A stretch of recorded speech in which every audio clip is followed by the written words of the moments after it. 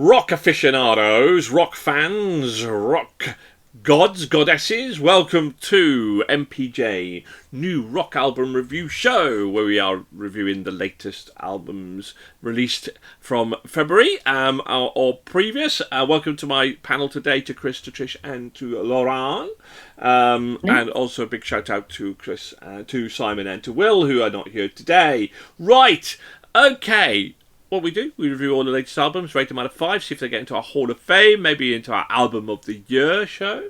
Right, okay, today's offering is a Brainstorm and Plague of Rats. An apt name for us lot, really, isn't it? But there we go. Let's start with Chris, then, shall we? Brainstorm, never heard of them, and if you want to find out more, read the bio below. And Chris, what did you think? Well, so I am going to dig a little bit into their history, because apparently they've been around for quite some time. 14 albums, 1997, I think, beginning of German power metal, and they've kind of been quietly building, defining, and then epitomising that genre for quite some time. I say quietly because I haven't heard of them before, similar to Nige. Not that I would have expected to, because I'm not in Germany. I think the thing for me with this is that they do what they do very well, and what they do is done by quite a lot of other people, sometimes less well, sometimes as well. And so for me, it was a little bit generic. I've heard it before.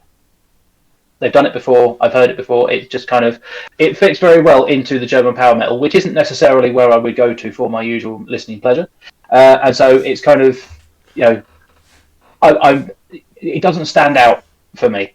I think as a group, as a band that have been doing this for a long time, they do it very, very well indeed.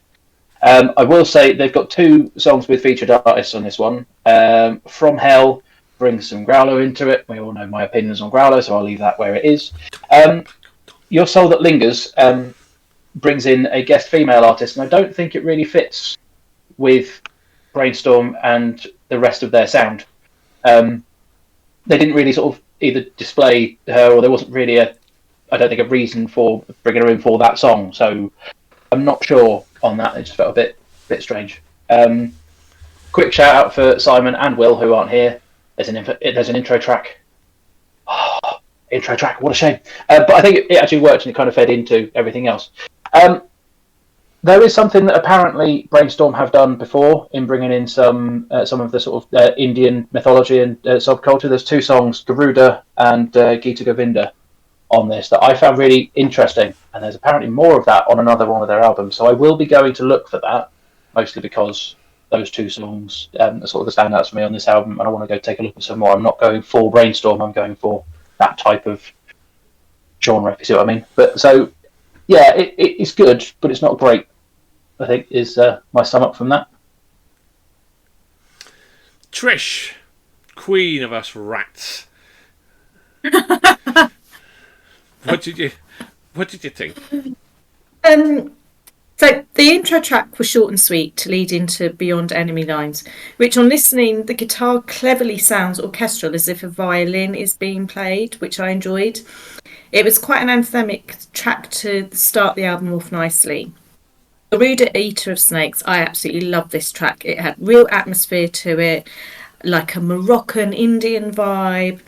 I enjoyed this album the more I listened to it. Solid, and a great variation to it musically and vocally. Yeah, now, talk about variation. Let's vary it up with Lauren. Lauren, what did you think of Brainstorm and supposedly German power metal?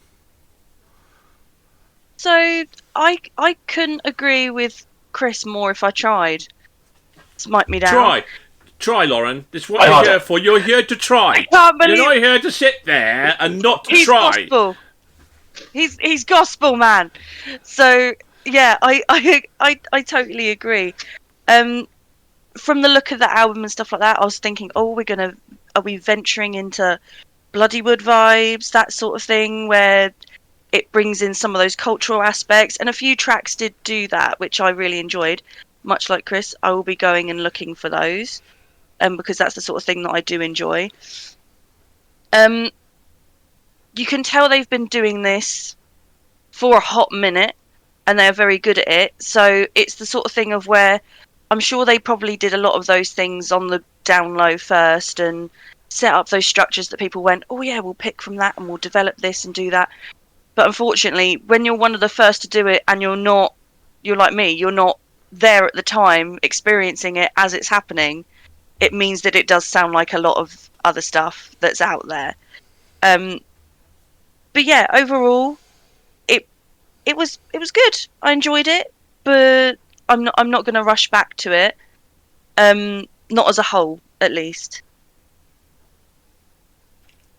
So, as we're reviewing this album, right, we've all kind of hinted at the fact that there is this hint of Indian Bollywood kind of instrumental stuff right through the album, which in the 500 goddamn albums I reviewed, I cannot really remember, other than Gurish and the Girls, that sort of music. So how we could possibly say that it's the same as everything else when that runs through the album is I'm a little bit nonplussed by that. I agree in terms of the rest of maybe that album, you've kind of maybe heard it before, but with that infusion of that sort of Indian kind of culture, that Moroccan, that vibe, Snake Eater being an absolute prime example of that type of music, I thought this album was so much fun. It was real light. It was fun. It had lots of energy, lots of variation. I disagree. I don't think it was, and I'm first to, and we've got albums coming up where I'm going to say I think it might be quite generic. I don't think this was generic. I thoroughly enjoyed it. Apart from the bit of growlo that appeared, which kind of went, ruined it. Not ruined it, but just took the gloss and the shine of what was actually a very, very enjoyable album. With that infusion, I know Rolling Stones went kind of big into that, sort of trying to kind of blend that sort of level of music in. And I just think they did just enough to vary it up, to make it change, to bring in a little bit difference in there as well. Thoroughly enjoyed it. Really, probably one of the highlights of my month, and it's been a bit of a dire month for me in that regards. But yeah, cracking. Now, was it cracking enough? Did it crawl into our Hall of Fame? Will it score 4 or more? Chris? So it's got a 3 from me. Okay, not terrible. Trish? I gave it a 4. Okay, I give this a 4.5. Shame about the bit of growlo in there as well. Will give this a 4.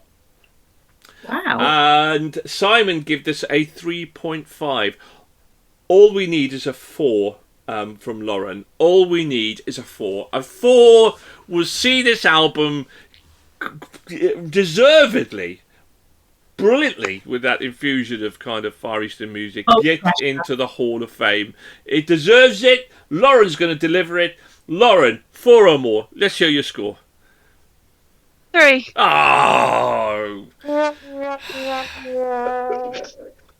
Nigel isn't biased in the slightest towards thinking this should be in the Hall of Fame. Not at all.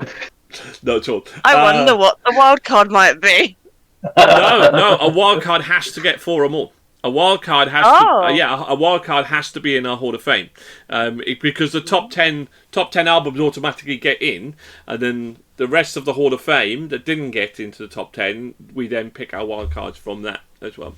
So yeah. Oh no, it's a good album. I wouldn't say it was necessarily a Hall of Famer or even that from that perspective, but it was still a really fun album from that perspective. And it's a shame William's not here, because he's had a great month. He's had a fantastic month of albums.